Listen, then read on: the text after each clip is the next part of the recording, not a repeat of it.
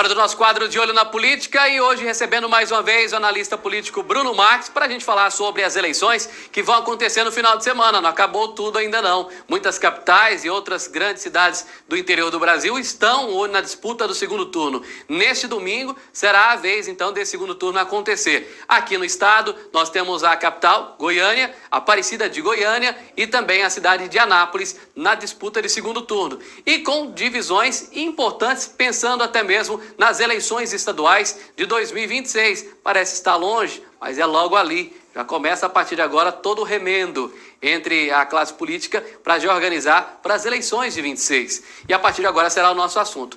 Estou recebendo aqui o Bruno Marques para a gente falar sobre tudo isso. Tudo bem, Brunão? Tudo Boa bem. tarde. Boa tarde, Rômulo. Boa tarde a você, telespectador da TV Sucesso Band.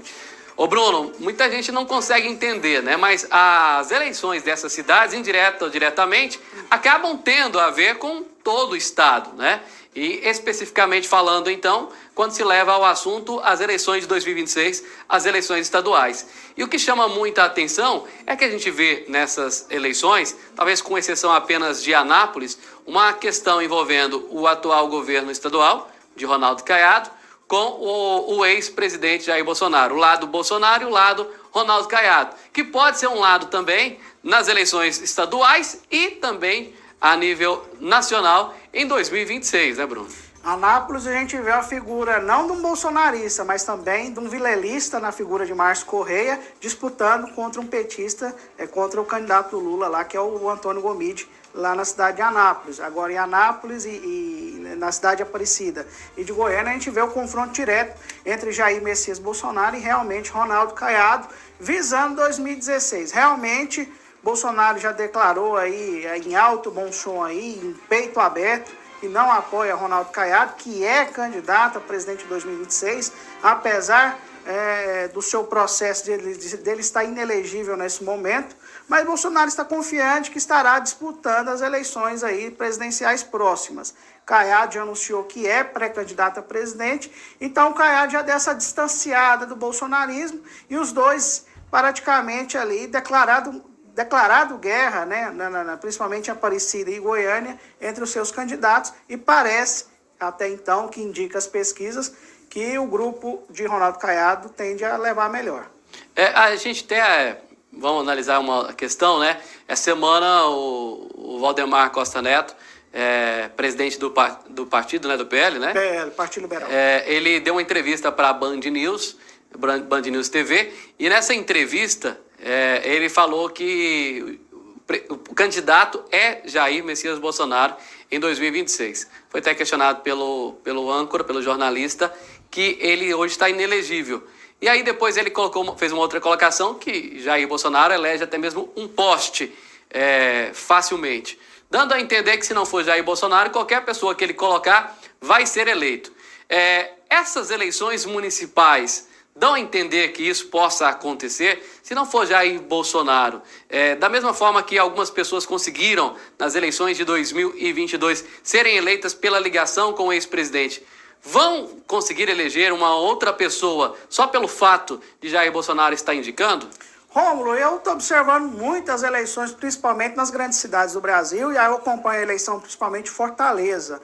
Lá o candidato que está liderando é o André Fernandes, que é do partido Bolsonaro, que é do PL, mas hora nenhuma eu vi o André Fernandes vestir a camisa do bolsonarismo.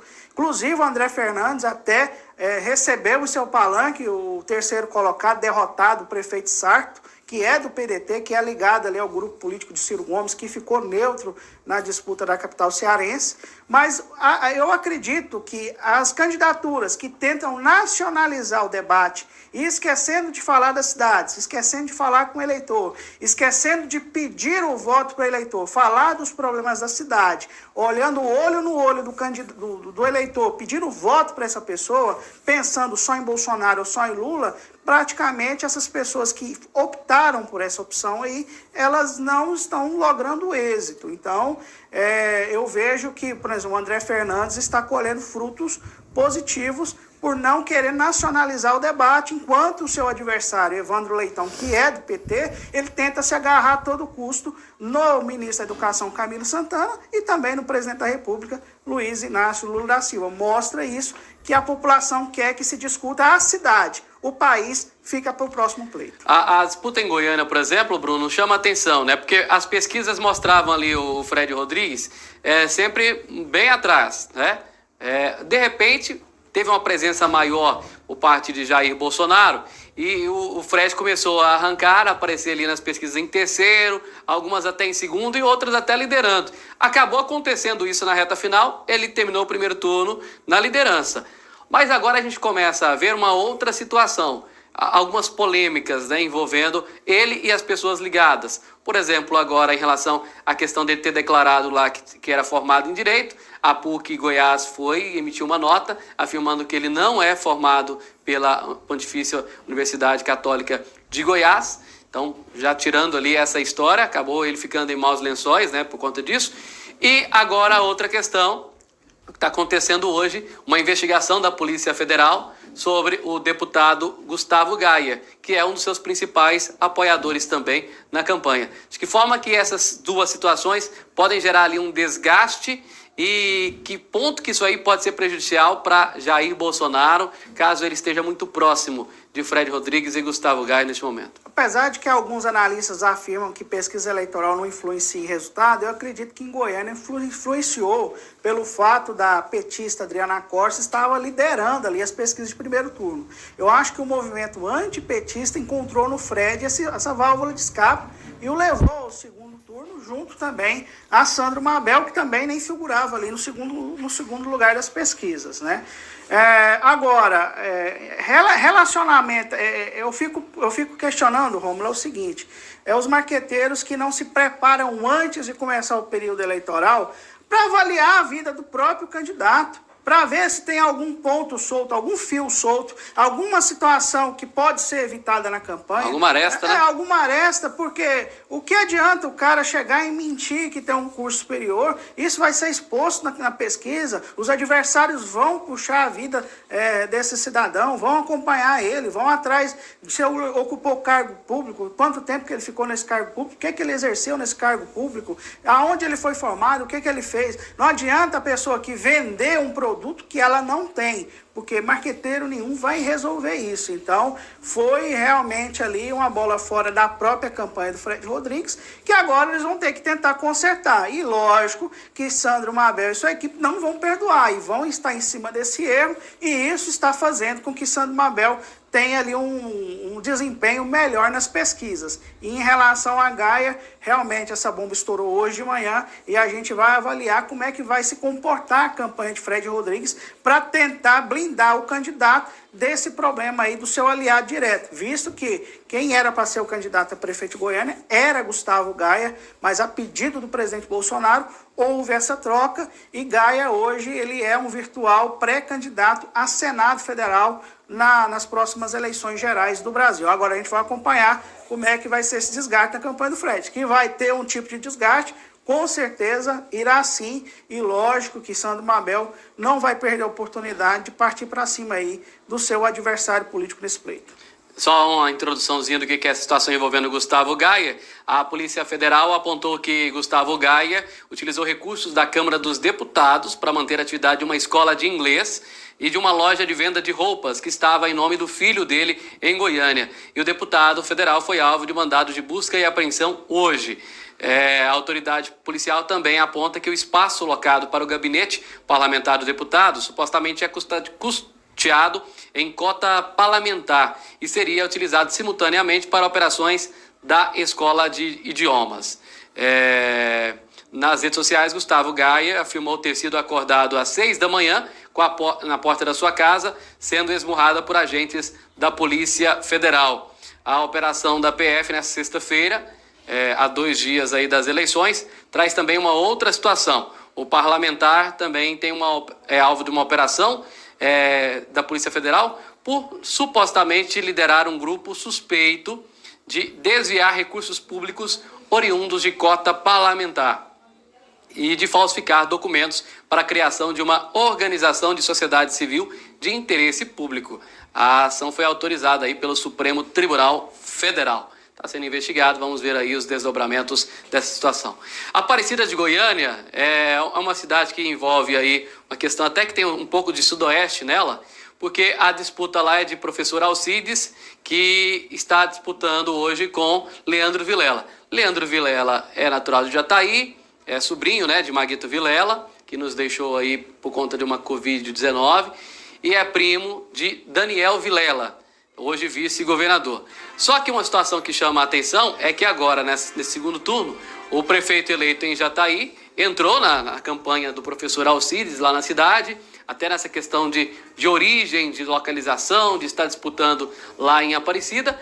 E outro ponto também que me chama a atenção na disputa por lá são os ataques fortes que um tem contra o outro, né? É abuso, é agressão contra mulheres, situações pesadas que estão envolvendo o clima, para mim, da eleição mais pesada do estado hoje, que é em Aparecida de Goiânia, né? E aí, quando fica focado aí no defeito do adversário, esquece de falar o que ele vai fazer para a cidade de Aparecida. Isso vale para ambos os candidatos.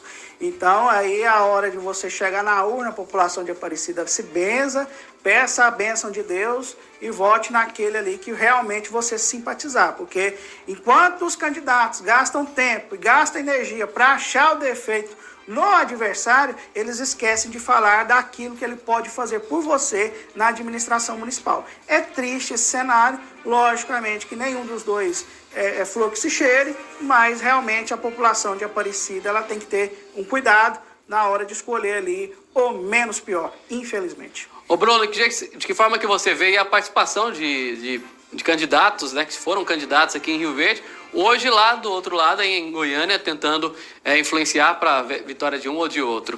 Posicionamento de alguns deles, né, pelo menos ficou mais claro aí, alguns estão mais presentes nessa eleição. Tanto o prefeito eleito Geniton, né, de Jataí, né, que é o único que o PL fez aqui na região sudoeste, a maioria esmagadora do MDB e União Brasil, como também os candidatos aqui de Rio Verde derrotados, Daniel Cunha da Câmara, do Partido Novo, e o Lissau Vieira, do PL, Lissau e Daniel abraçando ali a campanha de Fred Rodrigues na capital federal. Até porque os partidos deles estão envolvidos. Isso, né? Informações que eu tenho que o Lissau está ali realmente dentro da linha de frente da campanha de Fred Rodrigues e até onde a gente sabe, Lissau Vieira ele é virtual pré-candidato a deputado estadual pelo Partido Liberal. Então, nada melhor do que esses candidatos se mostrarem nas grandes rodas de decisão, que a política de Goiás acontece realmente na capital do estado, se mostrarem prestativos, se mostrarem inteiros ali do processo, né, envolvidos com a disputa na capital, para que depois chegue 26, ele tenha ali seu espaço garantido para a disputa ali, também, inclusive até as famosas cotas eleitorais ali do fundo eleitoral, para que eles possam disputar as eleições de 2026 aí, que eleições que realmente prometem, como estava fazendo um levantamento, só aqui na cidade de Rio Verde a gente temos 8 pré-candidatos a deputado estadual. Isso porque a gente já está tirando o deputado Lucas do Vale e colocando ele como pré-candidato a deputado federal. E hoje o Verde tem condições totais, né, de fechar aí com 3 ou 4 deputados estaduais, né? Se tiver inteligência, os grupos saberem trabalhar nisso. E agora, infelizmente, que desses 8, 2 já tentaram fechar dobradinha com candidatos de fora. E é isso que a população de Rio Verde não pode aceitar. A população de Rio Verde tem que repudiar qualquer tipo de tentativa de tentar trazer dobradinhas com candidatos a deputados federais de fora. A gente tem que votar em candidatos que entendem e que conhecem a realidade do Sudoeste goiano. Com certeza. Os pilotos têm que ser da mesma equipe. Ou vão os dois de Ferrari, ou não dá certo um de Ferrari e um de Red Bull. Não vamos falar a mesma língua no meio do caminho, né? Obrigado, Bruno Marques, pela participação mais uma vez, sempre engrandecendo aí. Vamos aguardar os resultados deste final de semana. Eu que agradeço, Rômulo. Forte abraço a você, turma boa da TV Sucesso, o canal da democracia.